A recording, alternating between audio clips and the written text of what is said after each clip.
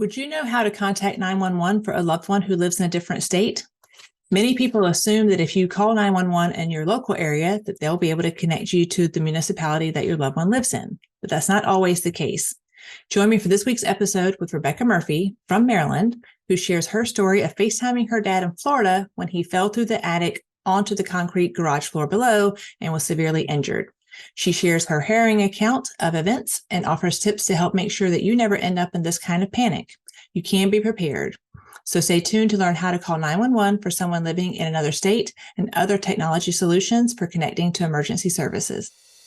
Welcome back to This is Getting Old, Moving Towards an Age-Friendly World. I'm Dr. Melissa Batchelor, and I am a nurse practitioner, and I wear a lot of different hats in my work, including hosting this weekly podcast to bring you news and information on aging, caring for someone living with Alzheimer's disease, and a wide range of topics that I hope will help move us towards becoming an age-friendly world. Because when things are age-friendly, they're friendly for everyone. So if you like the podcast, the best way to help me grow and support the podcast is to like it, share it, and leave a review in whatever platform you've tuned in on today. Because no matter how old you are today, we are all aging, and these issues are going to become increasingly important. If you're a millennial, there are things that need to be in place when you reach the age of 65. So we have about 20 to 25 years to get these things in place to help you age with the support and choices that will help you, just like the people that are 65 today. Your likes, shares, and reviews help get the information out to help more people dealing with these issues. But right now, let's get going on this week's episode.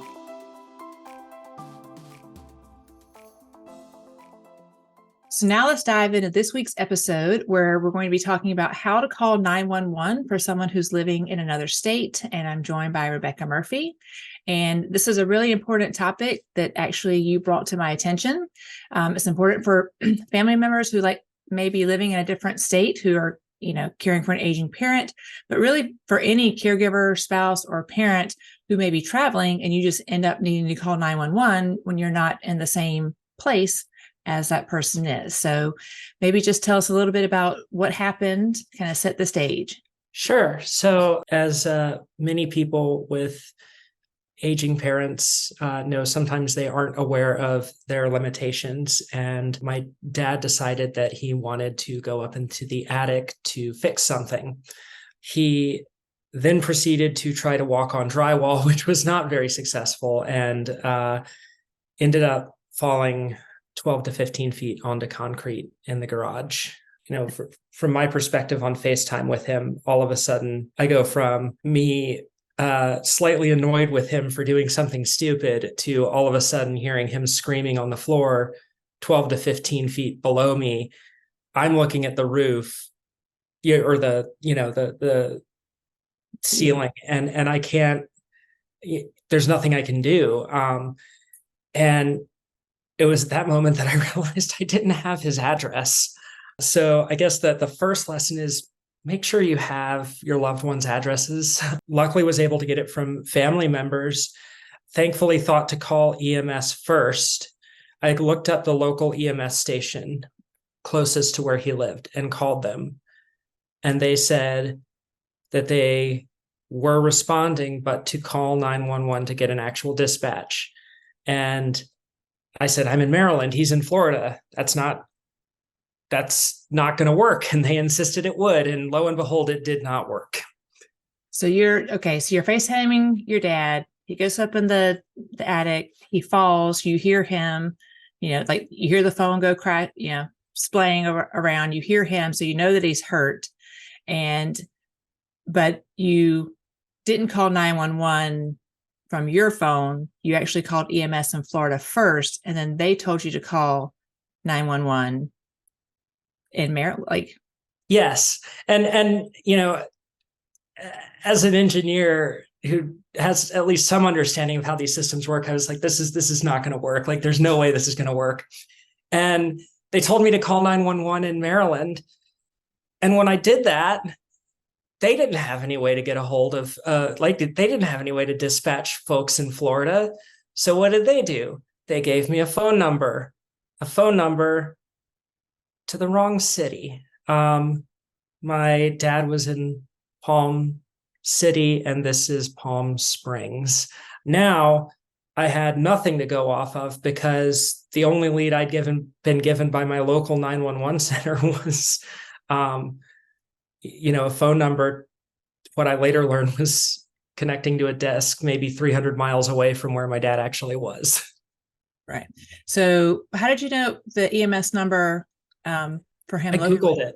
I just intuitively looked up took the city off the bottom and looked up Palm City EMS and just called the EMS station. And But they did dispatch at that time, but then they wanted you to do a second step to get the ambulance. they basically said, hey, we'll try to start getting things rolling. And I think that they just wanted to make sure. I think their assumption was, and I think everybody that I talked to's assumption was, that if I called 911 here, it would work. Like, it's a well, they should transfer you. Yeah, it's a sane thing to think if it's going to be like a 5-minute process. But it ended up being 45 minutes before I could actually talk to someone who was able, and this was calling every municipal office up and down Florida, before I could actually call someone and say, who was able to tell me, yes, someone has been dispatched to take care of your dad. And at that point, it was, we can't tell you anything other than life flight has been dispatched. And he's listed under trauma kilo at this hospital. And of course, at that point, I'm thinking he has brain damage or something. But, it's just a horrifying situation for anybody to be in. And it's something that, could have been prevented with a little bit of planning and preparation. All right. So let's talk about that. So what would you recommend for people to do, like, as soon as they hear this podcast, if they have a parent in a different state or really a loved one of any kind? Because I think about adult children as well. I've got one in DC and one in down in Georgia. So first of all, we need to know their address. Yes. And then the second thing is understand what emergency authority is going to be responding to them. So for a lot of cities, that might not be the city, it might be a county. And so you might not actually be able to just Google any town EMS and actually get a phone number. So what I would encourage people to do is to try to figure that out ahead of time. I have a contact in my phone now that is it's called a PSAP. I think it's public safety answering point, but it's kind of like a number that you can call. It's a standard phone number that's kind of like calling 911 virtually in that jurisdiction. And so you can actually call 911 directly and talk to a dispatcher there and get them help. And it just cuts out all the middlemen. Ideally, there's a national solution, but we're not there yet. And then the other thing I would say is, if you don't have something like that easily accessible, some cities are starting to post this phone number on their town website. So encourage your elected officials to actually publish this information such that if someone is in a panic like I was trying to figure out how to save their loved one, they can actually get a hold of someone. I cannot begin to describe how distressing it is to know that you have a parent that has just had an immense amount of trauma and be going through phone trees and getting voicemail because you don't have the phone numbers for who to get a hold of. Right. So it's the public safety. What was it? Public safety answering point. But it's often abbreviated PSAP. Okay. And do you have that number with you? Well, it changes per jurisdiction, so you have to look it up. So like Rockville has one where I am, like Washington, D.C. will have one, Arlington will have one. Especially in this area, it's important because you can be a mile away from someone and their emergency is handled by a different state. And so it's just really important to understand that a lot of these systems aren't coordinated and you need to be able to kind of directly call that local dispatcher sometimes. Would you like to increase visibility for a product or service you've developed for older adults or their families? Or maybe you'd like to drive more traffic to your website by advertising to your target demographic. If so, I want to let you know about a new opportunity to advertise on This Is Getting Old, Moving Towards an Age-Friendly World, which is a top 10% globally ranked podcast, to get the word out about your product or service. You can learn more by visiting my website at melissaBPhD.com, and I look forward to working with you. Okay, so whatever city your parent lives in, to look up the PSAP number, kind of Google it, make sure you have that in your phone. And then for talking to elected officials about where to put the PSAP number, would that be like on their town website or city website? Okay, so it'd be almost like check your own so that you know what it is. Share that with your family. Like everybody could do that. It could be like a great little holiday gift to give each other. Here's my PSA paper. I think that at the same time, I would encourage folks to a lot of locales have like a file of life program where you can actually, like, people that are likely to have 911 called on them can put their documents in a central place. Like that way, that would be the other half of it, is making sure that EMS has the information they need when they get there. So like, a lot of places will give out these kits and you just put them on your refrigerator and it has all your allergies and your medications and everything. So encourage your loved ones to do that such that they get the right care when they get to the hospital. Okay. The other thing that I was thinking of too, I know that I bought an Apple Watch, and one of the features that it has is if you fall, it will call 911 if you have it connected to your cell phone. So there's a fun story about that too, which is that my dad had an Apple Watch and he was able to call 911 on the Apple Watch. He said it was a little bit difficult because of the blood. That took a while. He could have had fall detection on, but he didn't have the setting on. So go, if you have, and this is just an amazing safety feature. Like there is the Apple Watch is becoming just this incredible platform for safety. And like, as just someone living alone, I feel a lot safer having one. You can tell it to either turn fall detection on during exercise only, or turn it on all the time. And it lets you know that there might be some false alarms doing that. I've never had one. And if you do get one, it will give you 5-10 seconds to disable it before anything happens. But, in that moment when you're lying on the concrete with severe bleeding, it's nice to have that happen automatically without trying to have to figure it out yourself. Making sure you have the technology enabled, I guess, is also important. Yeah. I mean, I remember when I bought my Apple Watch, they were saying that was one of the new features. And I thought, oh, that's great. That's so age friendly. I'll never need it. And then one day I was out walking the dog and got a call back at the house that I'd forgotten I was having someone come over to see about putting up a fence. And I'm like, oh, I'm like 15 minutes away. I said, but I'll be right there. And, and then I start walking back and I'm like, oh, well, I should just run. But I was in the woods. And so I tripped on like a stump. And my joke is my head said I was listening to Dancing in the Moonlight, but I ended up rolling in the dirt.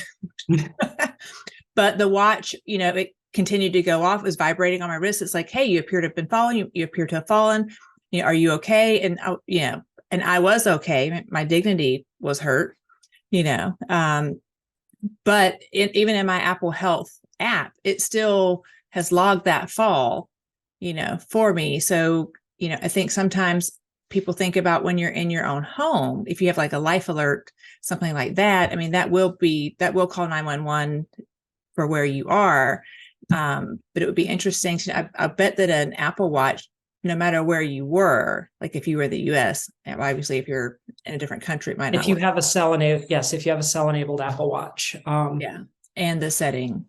Yes. So the other important thing with logging those falls is if you have changes in your coordination over time, then you'll be able to see that. You might not really think, oh, I've fallen 10 times in the past year, but that could also be important data for caregivers. Just thinking about various concerns with aging loved ones. It's just an immensely valuable tool. Yeah, I think it's walking coordination, so kind of gait stability, but also it tells you if your gait speed has slowed down. But it is, and it is nice that some of these tools will help do some of that automatic tracking. Because I was actually just working with a couple this weekend, and the primary concern was falls in the house, and they're always together, but I was asking her, so how many falls have there been? And she had not been writing, and it was for her husband, but she had not written them down. And one of the things I actually recommended them, I was like, you should consider getting an Apple Watch, not only for the fall piece, but also like for them monitoring steps, because I think that, they needed to increase their steps, their daily steps. So it's kind of it's persistent. Gait speed. It's persistent. I've definitely been nagged many times to take a break, stand, walk around. But the Apple Watch is persistent in motivating you or alerting you to either sitting still too much or if you've fallen. Because the fall thing, it went off like 4 or 5 times, and I was like, he kept saying, "Are you okay?" I was like, "I am fine." And I've also discovered too, I was in another situation recently, with my youngest son, and we were headed to the emergency room, and Siri doesn't really respond well to like yelling. Like you literally have to calm down, because if you're just like, "Hey," it's like, okay, not picking up on it. I need to just calm down and try again. And then actually that was a 911 call. I got put on hold. So I think that's the other piece, is to know that you got put on hold. Yeah. Nobody answered. But at that point I was already luckily I was like, when my emergency started, we were Did they have good hold music? No, I just hung up, and I was just like, I can't even deal with this right now. But I'm out of here. Plus we were almost at the ER. But yeah, so technology can be good, but it cannot be as well. I think that, well, you say that, but then also how many people would have just died in their homes? Some of the newer phones as well can talk directly to satellites. You don't even need cell coverage. Like you can just point it at the sky. All of these things I think are I know Apple's actually working on, at some point they were working on like glucose monitoring too, integrated into the Apple Watch. So I think that,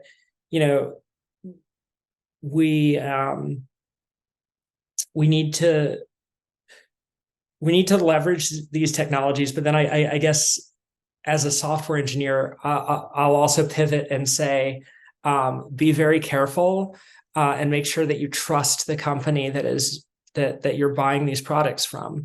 I talk a lot about Apple because they have good user privacy protections, but you also don't want to strap something to your loved one's wrist that is going to be uploading everything they say to some random server. So just make sure that it's from a trusted company. If you do decide to get some monitoring platform for them, they get a lot of data. Right.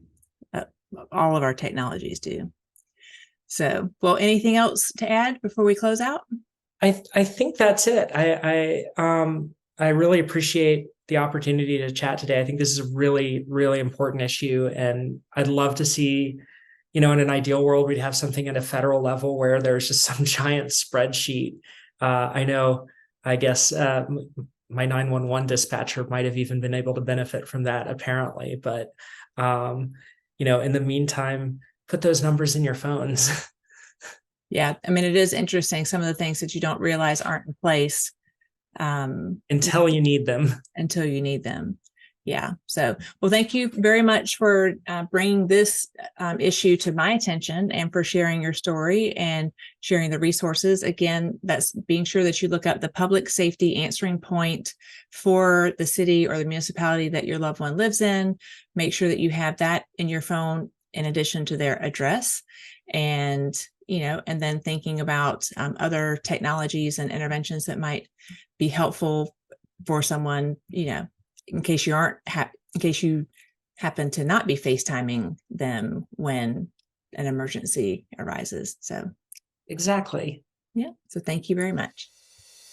Thank you so much for listening to this week's episode. You can check out other episodes on this platform or visit my website at melissaBPhD.com. Thanks to listeners like you, in the first 18 months of This Is Getting Old, we have reached a ranking of top 10% globally, and I cannot tell you how much I appreciate your support in making that happen. I'm also really excited to let you know that you can now work with me directly, either one-on-one or you can join one of the groups that I coach. Particularly if you're an adult child dealing with an aging parent or a caregiver trying to manage the complexities of someone living with Alzheimer's disease. In the show notes, you can also find information about how to reach out and contact me directly, and I hope to work with each of you very soon as we discover and share more ways to make the world more age-friendly for everyone. My website also has information about how to contact me for speaking engagements, or if you have someone you'd like to recommend as a show guest for This Is Getting Old. If you have a product or service in the aging space that you would like to advertise and or sponsor an episode, there's more information about that on my website.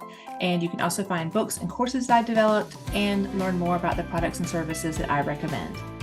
So don't forget, if you like the podcast, the best way to help me grow and support it is to like it, share it, and leave a review in whatever platform that you've tuned in on today. Your likes, shares, and reviews help increase my rating and my rankings, and also help other people find the podcast. I look forward to reading your reviews and hearing from you.